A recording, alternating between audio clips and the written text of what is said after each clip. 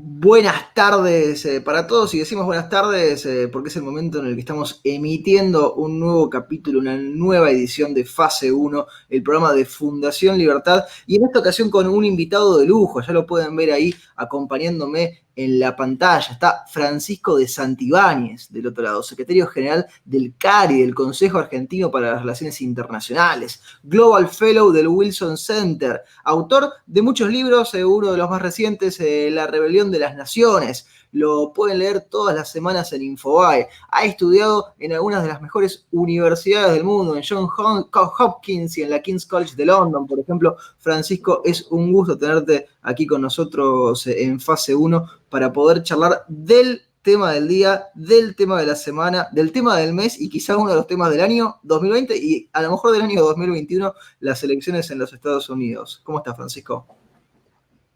¿Cómo andas, Garrett? No, gracias a vos por la invitación. Encantado de estar con ustedes. Una jornada, Francisco, en la que estamos todos siguiendo los resultados, en la que mientras nosotros estamos hablando acá, todavía se sigue desarrollando, se sigue contando, va a haber discusiones a lo mejor por días, por semanas, quizá ni siquiera cerrando el día de hoy tengamos números seguros. Si empezamos por el tema de los números solamente, ¿hay algo que te sorprendiera del desarrollo hasta el momento de las elecciones en los Estados Unidos entre Donald Trump y Joe Biden? Bueno, todo, ¿no? Es una sorpresa enorme. Recordemos que las encuestas daban, por ejemplo, que para el voto popular la diferencia era de 9 puntos y terminó siendo de 2%. Y ese es un primer tema, ¿no? ¿Cómo pueden estar tan equivocadas las encuestadoras? Porque ni siquiera es un tema de que a último momento cambió la intención de voto, porque 100 millones de votos fueron anteriores al día de la elección, fueron por correo, personas fueron a votar antes. Ese es un primer punto. Y después estamos, yo creo, ante una perspectiva que hay dos posibilidades: un triunfo ajustado de Trump o un triunfo ajustado de Biden. Lo que se esperaba era un triunfo de Biden para presidente y que los demócratas se quedaran con el Senado, y eso es importantísimo. Porque si gana Biden no va a tener el Senado se lo quedan los republicanos, mantienen el control. Con lo cual, esa es una gran sorpresa, ¿no? Vamos si gana Biden, a una presidencia con poco poder, con poco margen de acción. Prácticamente todas las propuestas ambiciosas desde la perspectiva progresista van a ser muy difíciles: aumento de impuestos, todo lo que es la agenda social progresista, la Corte Suprema, que tiene una clara, si pierde una clara mayoría conservadora, también va a frenar probablemente ese tipo de iniciativas. Así que es un panorama muy diferente al que pensábamos que íbamos a estar viviendo hace un día. Francisco, retomo este primer punto que vos mencionás y que me parece es importantísimo y que tiene que ver con las encuestas. Trump había desafiado los pronósticos en 2016, cuando todos recordamos era Hillary Clinton la candidata que por lo menos las encuestadoras se indicaban como quien iba a terminar convirtiéndose en la presidenta de los Estados Unidos. No ha sido el único caso el de las elecciones estadounidenses. Hemos visto que en los últimos años las encuestas en muchas partes del mundo, incluida a veces la Argentina, no han logrado dar en la tecla con la predicción de lo que iba a terminar sucediendo. ¿A qué atribuís esta suerte de descalce de los pronósticos de las encuestadoras y los resultados que luego se ven en las urnas? Para serte sincero, no sé, es un misterio, porque a diferencia de la época de Hillary, la diferencia era menor, ¿no? La sorpresa fue menor. Ahora estamos hablando de 7 puntos. Se pronosticaba que Biden iba a ganar por 7 puntos de diferencia y está ganando por 2. Es mucho. Y creo que lo importante es que empecemos a analizar este tema y a trabajarlo, ¿no? Porque hay un problema serio que no es la primera vez que pasa, no solo en Estados Unidos, sino en Gran Bretaña con el Brexit. No sé si te acordás, pero también todos asumían que iba a ganar la posición de que Gran Bretaña se quedara en el Brexit y ganó la salida. Así que sí, yo creo que ese es un primer punto a destacar, que hay que seguir trabajando, ¿no? Porque llama la atención realmente que que puede haber pasado.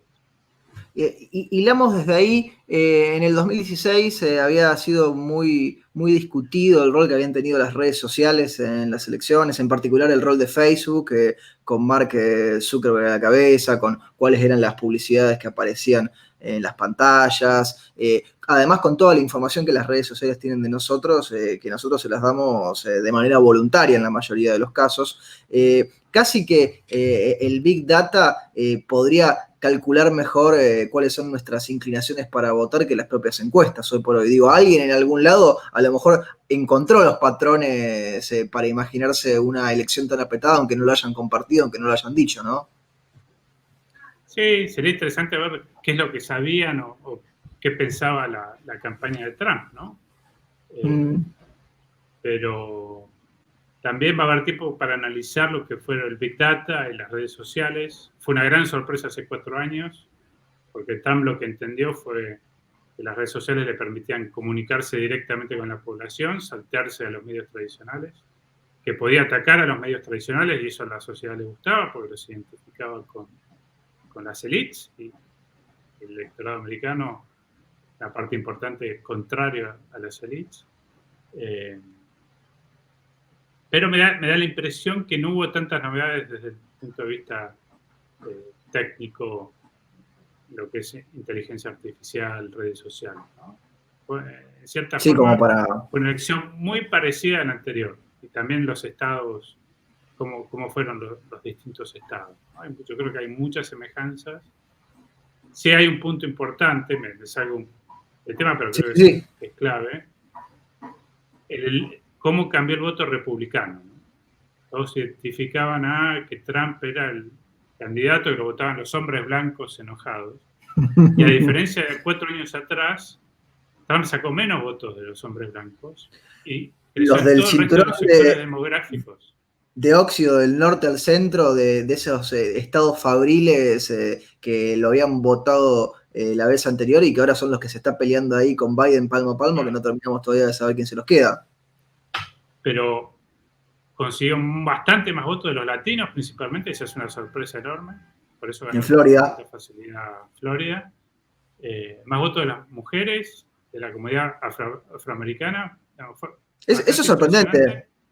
Porque digo, es sorprendente y lo que te muestra es que hay un partido republicano, más allá de Trump, que tiene futuro también demográficamente. Esta es una de las sorpresas también que deja que lo competitivo que está haciendo el Partido Republicano, y de vuelta, las carreras, como se dice en Estados Unidos, para el Senado, también está saliendo muy fortalecido respecto a lo que se esperaba el Partido Republicano.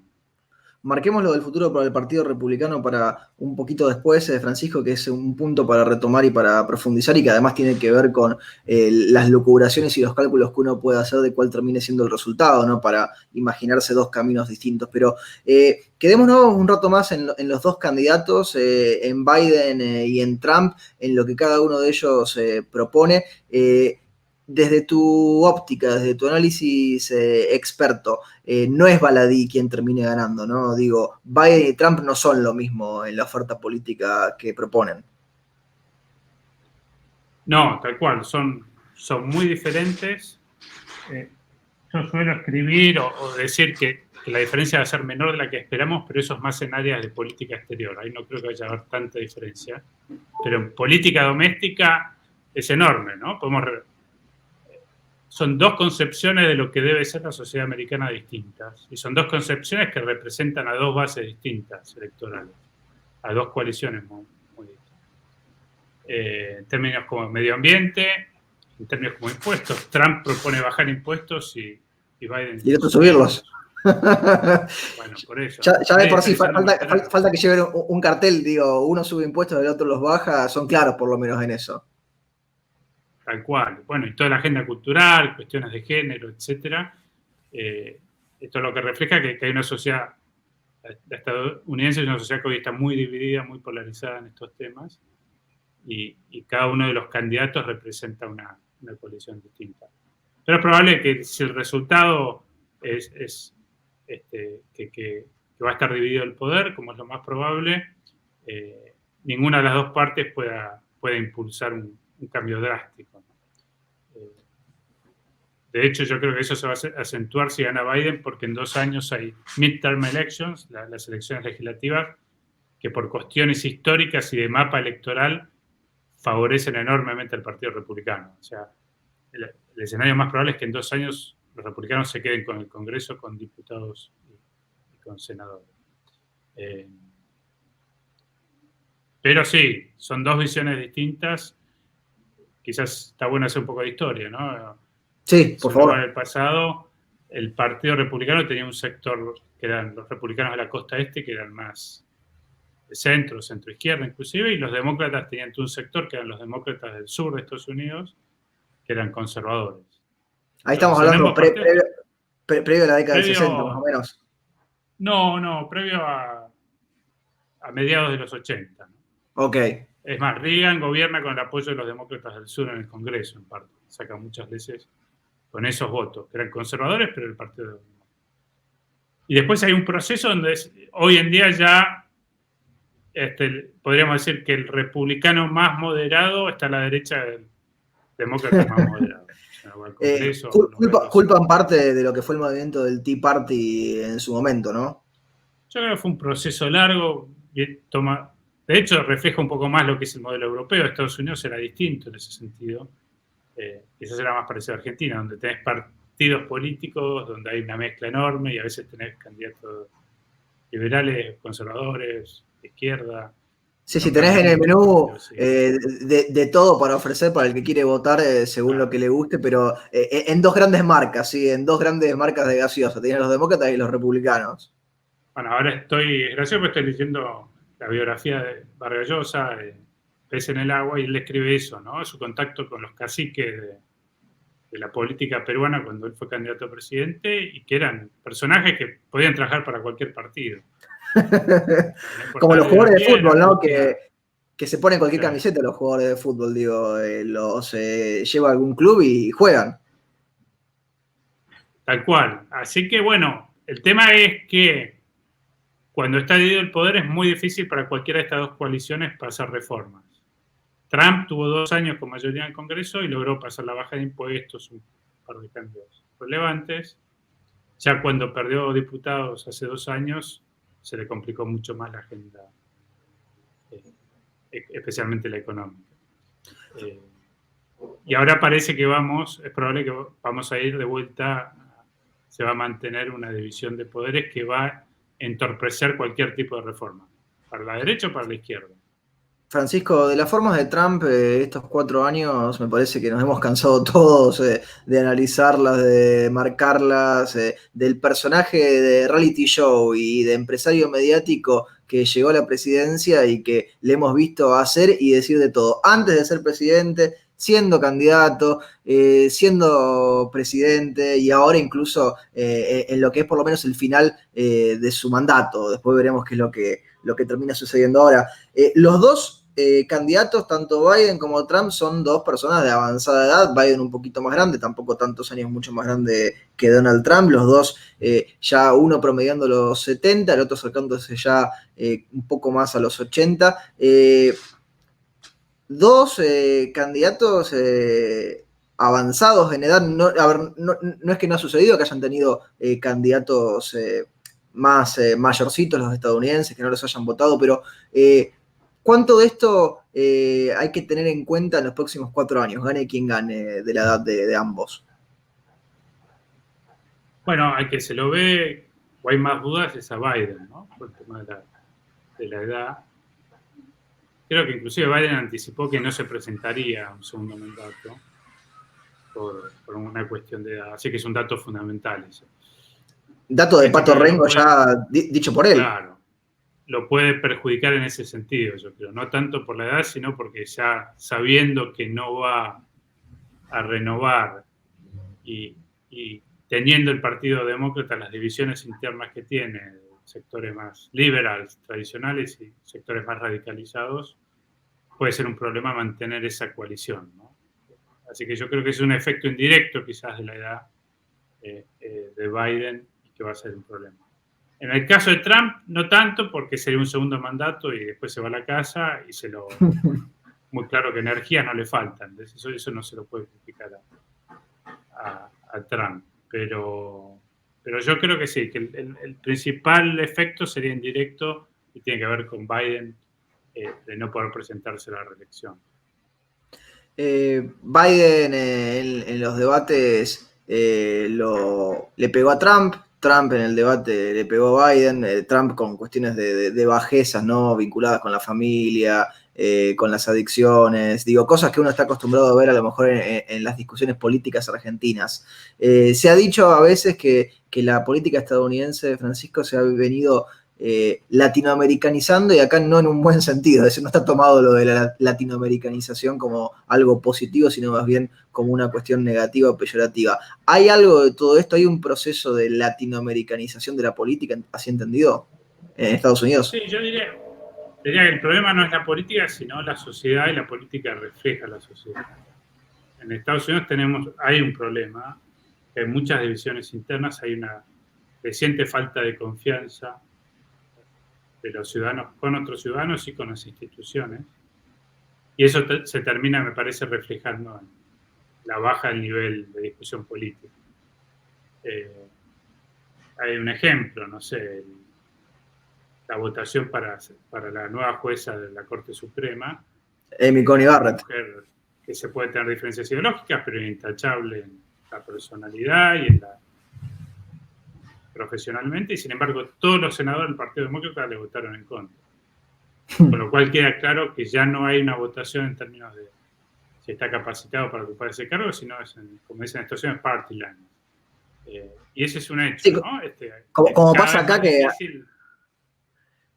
vez más difícil llegar a acuerdos, dialogar. Que por ejemplo, Cristina, y tomo el ejemplo de Cristina porque es el que me acuerdo recientemente, Cristina Fernández le dijo, ¿y para qué quiere leer el proyecto si total va a votar en contra? Que se lo dijo a Martín Lustó, ¿no? Que además, digo, lo lógico es que todos lean los proyectos y que aunque arranquen, como le puede pasar a cualquier sujeto, con un prejuicio, ¿sí? Porque nadie está libre de tener algún prejuicio sobre cualquier tema, pero que lo lea, ¿sí? Y Cristina ya asumía esta cuestión que está pasando ahora en los Estados Unidos de no importa que sea lo que sea, te lo vamos a votar en contra. Sí, hay un tema, yo creo, no solo en Estados Unidos, sino en el mundo de bronca hacia las élites, ¿no? Y en parte es responsabilidad de las élites que se han alejado un poco de la población, ya se encerraron en sí mismas y dejaron en parte de representar los intereses, los valores, de tener empatía por la población. Y una reacción a eso es esto, ¿no? Terminemos con todos los usos y costumbres. Y por eso lo siguen votando Trump. De populismo, y sí, yo creo que esa es una de las principales razones.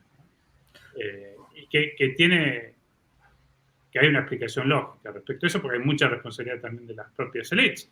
Pero se está dando en India, Modi es un antisistema, Bolsonaro es un antisistema, Putin en su momento era un antisistema en cierto sentido, ¿no? Sí. Representaba un sector de aparato de seguridad, pero no representaba lo que era la política de la transición en Rusia.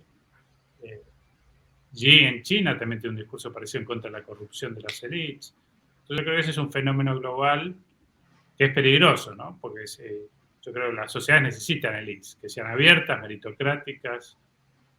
Si destruís las élites y no las reemplazás por mejores élites, viene esto, la degradación de los mensajes, la falta de confianza, la falta de moderación, y ese es un problema. ¿No hay algo paradójico ahí, Francisco? Digo, que Trump vuelva a abrevar en una porción de la población que, bueno, que está cansada de las élites de los liberals, como vos bien marcabas antes, ¿no? De ese sector más bien, podemos decir, progresista o de izquierda estadounidense, que tiene mucho dinero, que está en el sector de la cultura, del arte, que han sido, bueno, todos los que durante estos meses y estos años, en el fondo, se han estado expidiendo siempre en contra de Trump, pero lo votan a Trump, que también pertenece a una élite, por lo menos a una élite dineraria, quizás no intelectual, pero sí del mundo empresario, en virtud originalmente de los negocios del padre. Digo, votan a alguien que tampoco viene exactamente o ha participado del mismo mundo del cual tiene ahí a sus votantes, porque digo, tuvimos, lo decíamos antes, los votantes latinos, principalmente en Florida, en su momento los que se habían quedado sin trabajo, los hombres blancos de avanzada edad en los estados del centro y del norte de los Estados Unidos, los clásicos votantes sureños, ya dejando de lado los latinos o los afroamericanos. Digo, ¿se sintieron representados o compelidos por Trump, a pesar de que Trump no es tampoco exactamente parecido a ellos, digámosle, ¿no? Sí, porque yo creo que hay un tema ideológico, ¿no? Todos estos fenómenos, no solo en Estados Unidos, tienden a ser movimientos que la bronca y la oposición es a las élites culturales. Es una cuestión cultural que económica. Todos estos candidatos suelen ser capitalistas, no liberales. Muchas veces están dispuestos a subordinar la búsqueda de eficiencia económica, por ejemplo, a otro tipo de consideraciones. Pero yo diría que es una concepción de las élites más en el plano cultural. Hollywood, Lady Gaga, por ejemplo, que inexplicablemente la muestran siendo que causa rechazo y que apoya a Trump. Por eso Trump todo el tiempo estaba atacando a los medios de comunicación, a Hollywood, porque sabía que eso lo ayudaba. Y cuanto más Claro. atacaban a Trump, más fuerte era la señal a la población de que Trump no pertenecía a ese mundo. Y Trump también tenés que pensar que siempre fue un personaje extraño, ¿no? Sí. Lo aceptó la élite de Nueva York, es más un personaje de la industria del entretenimiento también. Y yo creo que eso le jugó a favor, ¿no? Supo ver esta ola que estaba creciendo, que nadie la veía, la entendió y la lideró. O sea, que del mundo del espectáculo se la pasaran criticándolo permanentemente, pegándole, haciéndole parodias, que estuviese Alec Baldwin los fines de semana en Saturday Night Live haciendo la caricatura, todo eso lo habría ayudado a mantener esa idea de, fíjense, yo me vine a pelear con esta gente que es la que a ustedes les cae mal. Claro, sí, él lo dice abiertamente, ¿no? Me atacan a mí porque los quieren atacar a ustedes. El problema son las élites. Y obviamente cuando se suma al Partido Republicano sin ser del Partido Republicano, llega a acuerdos con sectores de la élite acercados al Partido Republicano, ¿no? Toma posiciones más conservadoras en lo social, siendo que él no tenía esas posiciones. Pero el componente anti-establishment, que por más que pierda Trump, yo creo que va a seguir en el Partido Republicano, porque le ha dado muchos réditos en parte, y representa sus bases, es una novedad y eso va a quedar, va a ser uno de los legados de Trump si es que pierde hoy. Francisco, tengo acá a modo de prop solamente para que ilustremos una copia de la Constitución norteamericana que se está eligiendo todavía y uno siempre lo recuerda porque a pesar de que ha funcionado así históricamente en los Estados Unidos, nosotros hace ya mucho tiempo que no tenemos ese sistema en la Argentina, me refiero a los colegios electorales, aquí se lo dejó de lado el método de elección indirecta con la reforma constitucional del 94. ¿Cómo analizás y qué rol te parece que juega esto de la elección por vía indirecta en los Estados Unidos? Que bueno, es lo que estamos viendo en los cálculos ahora cuando uno se pone a ver el mapita de llegar a 270 y demás. Sí. Bueno, nos suena raro a nosotros, pero para los estadounidenses es la natural, es lo que vieron toda la vida. Hay ciertos intentos o de sectores de hacer una reforma en este sentido, porque es un sistema que favorece claramente a los republicanos. Que haya voto directo, pero eso significaría una reforma de la Constitución, una enmienda, y es muy difícil lograr eso. Creo que necesitas cuartas, quintas partes de los estados que lo aprueben, además mayoría especiales en el legislativo.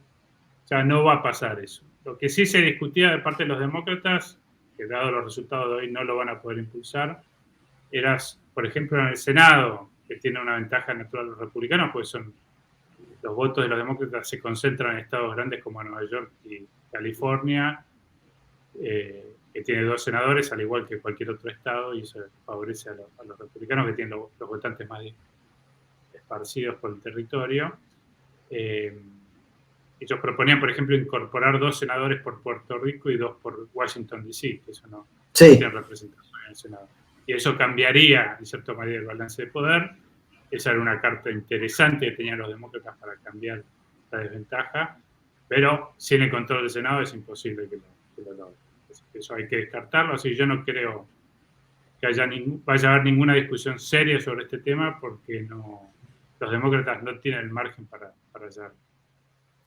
En las próximas horas, Francisco, y probablemente haya más desarrollos al cierre de la semana y tengamos que estar atentos a todos los movimientos judiciales que se puedan presentar, símil lo que fueron las elecciones del año 2000 entre Bush y Gore, pero multiplicados a lo mejor por 3 o por 4 por la cantidad de estados donde pueda llegar a discutirse.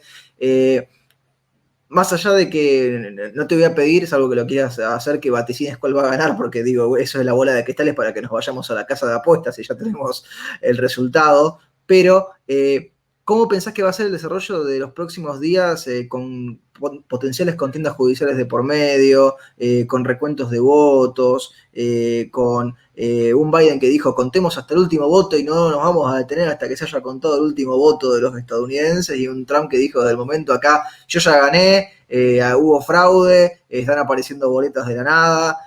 ¿Cómo ves el desarrollo próximo de estos sucesos? Bueno, mira, estoy ahora justo viendo el mapa y te diría que se va a definir probablemente en Michigan, ¿no?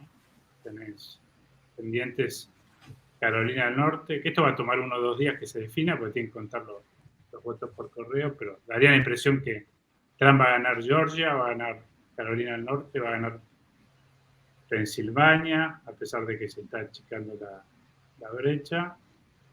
Wisconsin la ganó hace poco, se la dieron a Biden, y Biden probablemente gane Arizona. O sea, donde está muy, muy reñido, con una leve ventaja de Biden, es en Michigan y en Nevada. Si logra Biden ganar estos 2 estados, ya está, ¿no? Que sería quizás la tendencia natural. Si lo logra revertir Trump, que puede suceder, porque puede haber un recuento, las diferencias en Nevada son de 0,6 puntos y en Michigan son de 0,7 puntos. Ahí el ganador sería Trump. Y si se judicializa, y hay margen para judicializarlo, porque son realmente muy pocos votos y hay alguna duda, eso puede llevar un tiempo, ¿no? Y de vuelta, puede pasar tanto en Michigan como en Nevada. Pero prestaría atención a esos dos estados, porque ahí se va a definir la elección. No Sí. creo que el Partido Republicano se preste a hacer demasiado lío si Trump quiere, porque este es un escenario bueno para el Partido Republicano. Inclusive, Sí, una elección peleadita le deja decir, fíjense, nosotros llegamos hasta acá nomás, vamos a hacer oposición bien fuerte y en 4 años volvemos, ¿no? y tiene mayoría ideológica en la Corte Suprema, tiene el Senado, perspectivas de ganar diputados en 2 años, un presidente demócrata débil, con lo cual no creo que arriesguen demasiado en un conflicto político y judicial que también podría ser muy costoso. Creo que tenemos para compartir lo que describías recién, Francisco, del mapa, para que lo veamos un segundo, solamente como para ilustrar. Ahí nuestra directora Pamela lo va a compartir, lo está seguro compartiendo, porque me parece que eso nos va a servir también para ver de manera más clara lo que vos nos estabas marcando. Ahí aparece el mapita, lo tenemos ahí, lo que vos nos decías, en beige, esos estados que todavía no están definidos, que tienen una tendencia, vos la explicabas muy clara. Tenemos algunos que tienen una linita así cruzada porque tienen un sistema de votación distinto que permite repartir los electores en vez de que se los quede solamente el ganador.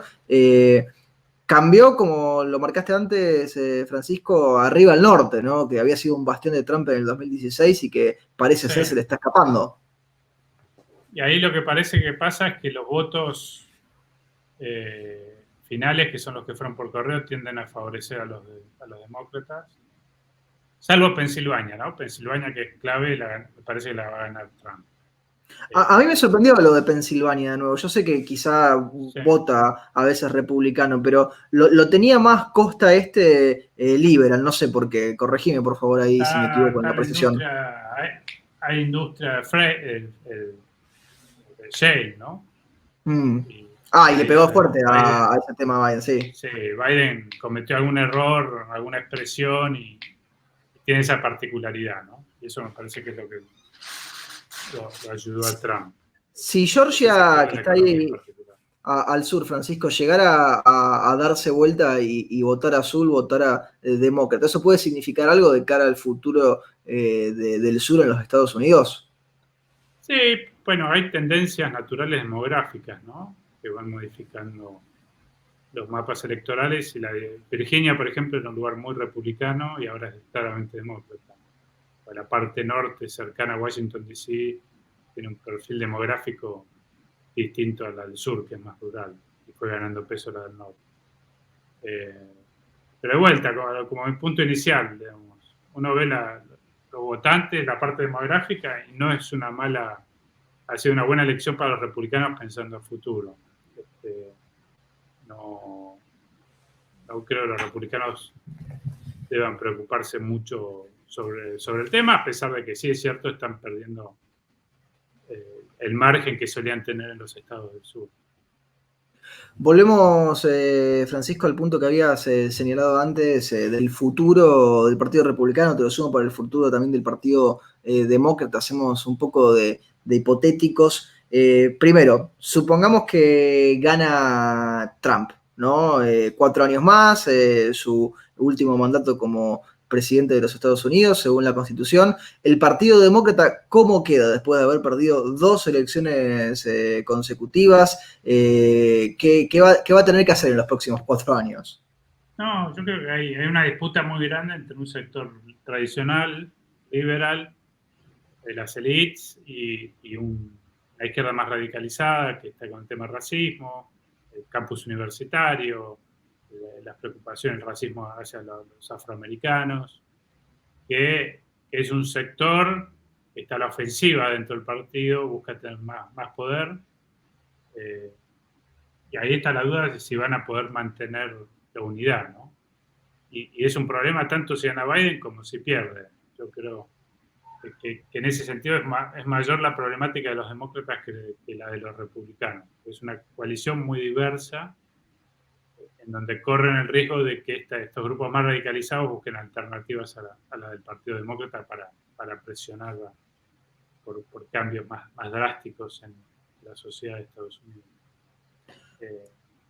Así que sí, yo creo que tiene un desafío muy grande el Partido Demócrata en cualquier escenario. Y vamos por el otro caminito. Pierde Trump. Sí, pierde Trump, no sabemos cómo pierde, no sabemos si en algún momento lo acepta o no lo acepta. El punto es que en enero asume Biden. El Partido Republicano, ¿qué hace en el escenario de la derrota de Trump? Yo creo que mantiene el discurso de Trump, mantiene las políticas de Trump, pero va a hacer mayor grado de moderación en los liderazgos, ¿no? Algo parecido a Pence, quizás, el vicepresidente. Yo creo que eso es lo natural. Hay que ver qué rol juega Trump, ¿no? En teoría, Trump hasta se podría presentar al presidente, porque el límite de mandatos en Estados Unidos es para los presidentes que cumplieron 2 mandatos. Y Trump cumplió uno solo, si pierde hoy. Y como fue un presidente atípico, estoy seguro que va a ser un expresidente atípico y va a estar involucrado en cuestiones políticas, eso no hay duda. Quizás impulsa a alguno de los hijos, eso es algo que hay que seguir. A Don Jr. Pero en resumen, creo que cambió definitivamente el Partido Republicano Trump, pero sí va a haber mayor moderación en el liderazgo, la forma. Me quedo corto, Francisco, si digo que sos experto en relaciones internacionales y por eso te sumo al esquema de lo que hemos hablado de política doméstica estadounidense, la cuestión de la política internacional. Primero una pregunta que a lo mejor me pongo triste con la respuesta, y la gente también del otro lado. ¿Alguno de los 2 candidatos piensa en la Argentina? Digo, ¿le aparece en el mapa? No, claramente no. Igual tampoco está tan claro que eso sea malo, ¿no? Porque a veces es malo pasar desapercibido, pero no somos una prioridad. No tenemos que esperar que Estados Unidos tenga una estrategia muy sofisticada con nosotros. Nosotros, independientemente de quién sea presidente, tenemos que ser proactivos y tener nuestra propia estrategia para buscar colaborar con Estados Unidos. Eso me parece que es clave. Y de vuelta, y saber que no va a variar mucho la política exterior de Estados Unidos en la región, va a buscar tener mayor influencia económica para no perder espacio con China, va a mantener el tema de Venezuela como un tema central, gane Biden o Trump. Así que yo no esperaría no esperaría grandes cambios. A ver, lo dijiste muy bien recién, los dos ya se expidieron sobre el tema de Venezuela. Trump lo hizo antes de ser presidente, lo hizo durante toda su presidencia.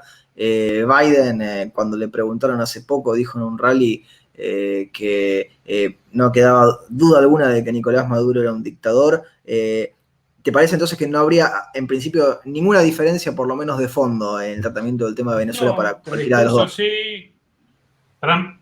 Trump hará más énfasis en el tema de seguridad nacional y en contra del comunismo, y Biden pondrá mayor énfasis en la defensa de la democracia y en contra de la violación de los derechos humanos, ¿no? Pero la práctica, la política de fondo va a ser la misma, ¿no? Buscar que haya elecciones libres y un cambio de gobierno en Venezuela. Te llevo para Asia, Francisco. Lo mencionaste al comienzo de la emisión de hoy a Xi Jinping, al líder chino. ¿Qué crees que está pensando, que está diciendo o qué información está siguiendo Xi Jinping sobre la elección? Digo, ¿pensás que tiene alguna predilección por alguno de los dos o que va a acomodar lo que China haga según cuál sea de los dos que gane y no le importa demasiado? Yo creo que no sé si tiene preferencia China, la verdad que no está claro. Los analistas que saben más del tema que yo tampoco. Yo creo que hay consenso en Estados Unidos de que la estrategia de Estados Unidos, independientemente de quién gobierne, es competir con China. Esta elección quedó claro que la retórica era tan fuerte del lado de Biden que de Trump contra China, y las encuestas muestran que hay también consenso entre la población. Y eso China me parece que lo sabe, así que la diferencia también debe ser marginal. No lo deben tener del todo claro quién les conviene que gane. Francisco, ya llevamos prácticamente 37, 40 minutos charlando. Si tuvieses que quedarte con una imagen de este 2020 en los Estados Unidos, una sola, una que tuvieras que elegir que te pareciese, o no, a lo mejor no que englobe todo, pero sí que sea descriptiva o que te parezca significativa o que te parezca simbólica, como para que cerremos a modo de conclusión. ¿Cuál es la imagen con la que te quedás de Estados Unidos en el 2020? Bueno, quizás el debate presidencial, ¿no? Que mostró